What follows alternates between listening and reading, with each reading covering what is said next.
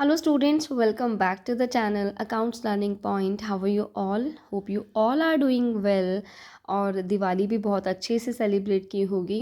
वैसे तो पटाखे बैन थे, क्रैकर्स, जैसे आपको पता है कि पॉल्यूशन लेवल बहुत हाई था, एयर क्वालिटी बहुत पुअर है, तो जिसकी वजह से पटाखे बैन थे। बट स्टिल किस किस ने चुपके से पटाखे बजाए, कमेंट सेक्शन में ज़रूर बताइएगा।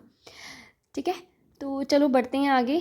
हम चैप्टर पढ़ रहे थे dissolution of a partnership firm, जिसमें हमने रियलाइजेशन अकाउंट बनाना सीखा था। रियलाइजेशन अकाउंट हम असेट्स और लायबिलिटीज़ को देखते हैं, जिसमें असेट्स को हम रिलीज़ करते हैं, यानी कि पैसा देखते हैं कहाँ से कितना आया सेल करने के बाद, और जो लायबिलिटीज़ होती हैं उनको पे किया जाता है, राइट। तो उसमें सभी असेट्स को और लायबिलिटीज़ को हम रियलाइजेशन अकाउंट में पहले उनकी बुक वैल्यू में ट्रांसफ़र करते हैं, है ना। लायबिलिटीज़ जो हम ट्रांसफ़र करते हैं, जिसमें हमें आउटसाइड लायबिलिटीज़ को ट्रांसफ़र करना होता है, लाइक क्रेडिटर्स, बीपी, लोन वगैरह, जो एक्सटर्नल पार्टीज़ को पे करना होता है। उसके अंदर रिजर्व्स होते हैं, ठीक है, कैपिटल अकाउंट का बैलेंस होता है, करंट अकाउंट का बैलेंस होता है, वो हमें ट्रांसफ़र नहीं करना होता, क्योंकि रिजर्व्स जो होते हैं वो प्रॉफिट में से बनाए जाते हैं, और प्रॉफिट्स जो होते हैं वो पार्टनर्स के अपने होते हैं, ठीक है। वो आपस में उन्हें आपस में बांट लेते हैं, डिस्ट्रीब्यूट कर लेते हैं अपने प्रॉफिट शेयरिंग रेशियो में, राइट। ऐसा ही होता है ना। लेकिन अब रियलाइजेशन अकाउंट में हमें वर्कमैन कंपनसेशन, मतलब बैलेंस शीट में हमारे पास वर्कमैन कंपनसेशन रिजर्व गिवन होता है, ठीक है। अब ये एक ऐसा रिज़र्व है जो प्रॉफिट में से बनाया जाता है, कोई भी रिज़र्व होगा वो प्रॉफिट में से बनाया जाता है। फर्म की उस क्लेम को, यानी कि वर्कमैन को, वर्कर्स को अगर कंपनसेट करना पड़ता है, उस क्लेम को देने के लिए बनाया जाता है, ठीक है। अब at the time of dissolution, अब डिसोल्यूशन के टाइम पर हम देखेंगे, अगर हमारे पास कोई क्लेम शो हो रहा है, यानी कि हमें किसी वर्कमैन को, किसी एम्प्लॉयज़ को हमें कंपनसेट करना है, उसका क्लेम हमारे पास पड़ा है, हमें जैसे एडिशनल इन्फॉर्मेशन में गिवन है, तो पहले वो पे किया जाता है, वो इसी रिजर्व में से ही पूरा किया जाता है, ठीक है। तो क्या क्या केस हो सकते हैं, यहाँ पर 4 केस हमारे पास गिवन हैं।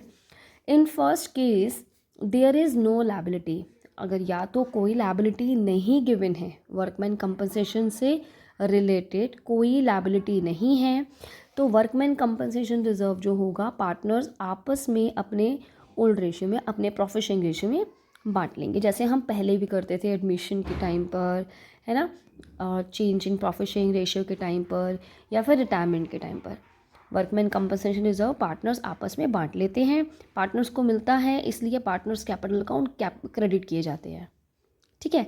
अब दूसरा केस है जिसमें लायबिलिटी जो है, जो लायबिलिटी अगर हमें गिवन भी है, वो वर्कमैन कंपनसेशन रिजर्व से कम है, ठीक है।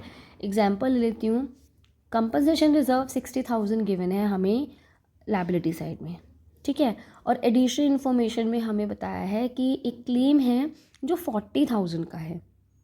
उस केस में क्या होगा, 40,000 का workman compensation reserve realisation account में हम लायबिलिटी जहाँ पे ट्रांसफ़र करते हैं क्रेडिट साइड में, वैसे ही एक्सटर्नल लायबिलिटीज़ के साथ साथ इसे भी ट्रांसफ़र किया जाएगा।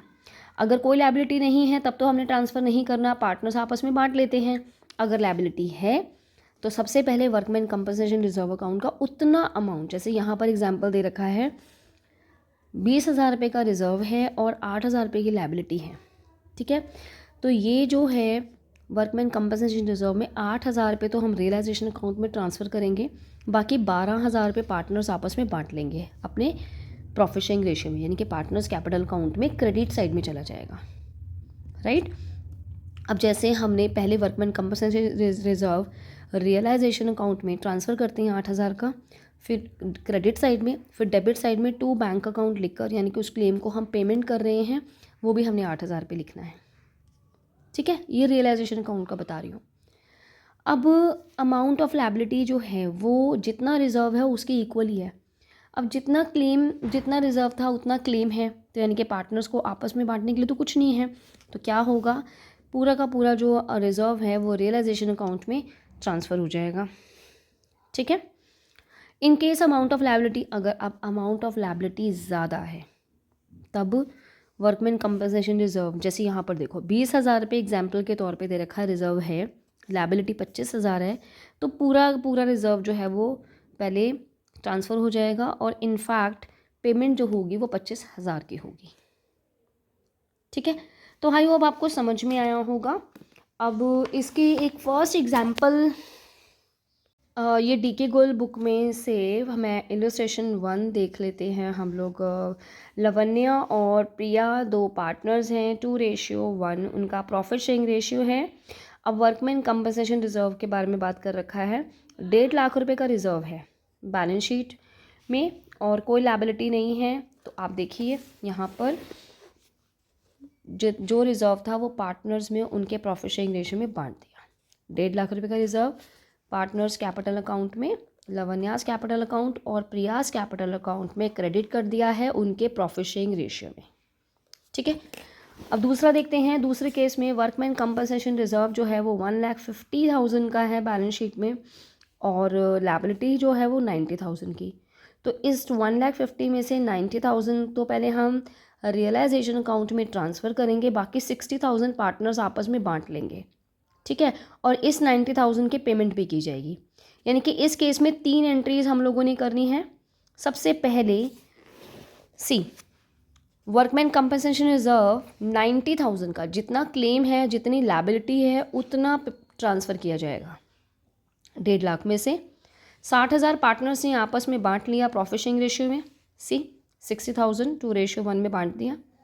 और जो ये 90,000 की लायबिलिटी थी वो पेमेंट कर दी रियलाइजेशन अकाउंट में टू बैंक अकाउंट। ठीक है, जो हमारे रियलाइजेशन अकाउंट अगर हम बनाएंगे तो उसमें डेबिट साइड में शो होगा। ठीक है, क्योंकि पेमेंट हम डेबिट साइड में ही करते हैं। तीसरा है वर्कमैन कंपनसेशन रिजर्व जो है वो 1,50,000 है और लायबिलिटी भी 1,50,000 की है। तो पूरा का पूरा रिजर्व पहले हम रियलाइजेशन अकाउंट में ट्रांसफ़र करेंगे और फिर इसके बाद पेमेंट होगी, यानी कि पार्टनर्स को अब कुछ नहीं मिलेगा। राइट। फोर्थ देखो, वर्कमैन कंपनसेशन रिजर्व जो है वो 1.5 लाख रुपए का है बैलेंस शीट में और लायबिलिटी है 2 लाख की, यानी कि लायबिलिटी अब रिजर्व से भी ज़्यादा है। तो ये पूरा रिजर्व तो पहले लायबिलिटी के लिए यूज़ हो जाएगा। तो पूरा रिजर्व पहले बैलेंस शीट से हम उसको ट्रांसफ़र करेंगे in the realisation account, in the credit side of the realisation account. Then payment कितने की जाएगी टू बैंक अकाउंट, रियलाइजेशन में 2 लाख रुपए की। ठीक है, तो देखते हैं इसकी general entries. Workman compensation reserve account पूरा का पूरा 1.5 लाख रुपए पहले हमने ट्रांसफ़र कर लेना है और रियलाइजेशन अकाउंट में जब पेमेंट की जाएगी इस लायबिलिटी की तो वो कितनी की जाएगी, 2 लाख। ठीक है, अब वहाँ पर कोई वर्कमैन कंपनसेशन रिजर्व है ही नहीं, हमने बनाया ही नहीं हुआ और still there is a liability जो 40,000 की है, वर्कर्स को कंपनसेट करने की है। तो फिर टू बैंक अकाउंट कहाँ पर, रियलाइजेशन अकाउंट में। तो इसकी जनरल एंट्री भी क्या होगी, realisation account debit to bank account 40,000 40,000। Right. तो आई होप आपको समझ में आया होगा। काफ़ी इजी है क्योंकि इसी तरीके का हम क्वेश्चंस रिटायरमेंट में, एडमिशन में हम कर चुके हैं, है ना। बस इसमें ये रहता है क्योंकि जो फॉर्म्स हैं, फॉर्म जो है वो क्लोज हो रही है तो सबसे पहले लायबिलिटी को ट्रांसफ़र किया जाएगा रियलाइजेशन अकाउंट में। तो बेसिकली जो रिजर्व्स होते हैं वो पार्टनर्स आपस में बांटते हैं क्योंकि प्रॉफिट में से बनाए होते हैं। ये भी रिजर्व प्रॉफिट में से बना होता है, वर्कमैन कंपनसेशन रिजर्व, लेकिन जैसे इसके नाम से पता चल रहा है वर्कमैन कंपनसेशन रिजर्व, यानी कि वर्कमैन को कंपनसेट करने के लिए बनाया जाता है। तो पार्टनर्स को अगर कोई लायबिलिटी नहीं है तो वो आपस में बांट लेते हैं। If there is a liability, कोई क्लेम हमारे पास है वर्कमैन को कंपनसेट करने का, तो जितना क्लेम है रिजर्व्स में से उतना अमाउंट पहले रियलाइजेशन अकाउंट में ट्रांसफ़र होगा। जैसे बाकी लायबिलिटीज़ ट्रांसफ़र होती हैं, एक्सटर्नल लायबिलिटीज़ ट्रांसफ़र होती हैं, उसके बाद पेमेंट किया जाएगा, यानी कि to bank account on the debit side of the realisation account, है ना। और अगर क्लेम देने के बाद रिजर्व में पैसा बचा है, रिमेनिंग पार्ट है, तो पार्टनर्स आपस में अपने प्रॉफिट शेयरिंग रेशियो में बांट लेंगे, जैसे हमने जनरल एंट्रीज़ में देखा। अब हमने यही देखा यहाँ पर, पहले केस में था कि कोई क्लेम नहीं है, दूसरे में क्लेम है तो रिज़र्व में से क्लेम दे दिया, बाकी पार्टनर्स हमने रिज़र्व को बांट लिया, रिमेनिंग रिज़र्व को। और थर्ड में देखा था हमने जितना रिज़र्व पड़ा है उतना ही क्लेम है। फोर्थ में हमने देखा कि क्लेम से ज़्यादा सॉरी रिज़र्व से ज़्यादा क्लेम है तो रिज़र्व तो सारा ही ट्रांसफ़र हो गया, और बल्कि पेमेंट कितना किया जाएगा, डेबिट साइड में जो हमने टू बैंक अकाउंट लिखना है 2 लाख, मतलब जितना पेमेंट जितना क्लेम है उतना ही पेमेंट किया जाएगा। और अगर कोई हमने रिज़र्व बनाया ही नहीं था स्टिल, तब भी टू डेबिट साइड में ही आएगा बैंक अकाउंट। अब कोई रिज़र्व था ही नहीं तो पार्टनर्स को मिलेगा भी नहीं। ठीक है, तो ऐसे फुल फ्लेज क्वेश्चन आता है जिसमें इसमें से कोई भी एक केस हो सकता है जो हमें करना होगा, सॉल्व करना होगा।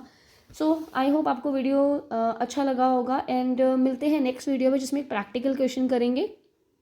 Like the video, subscribe my channel and share with your friends also. Thanks for watching.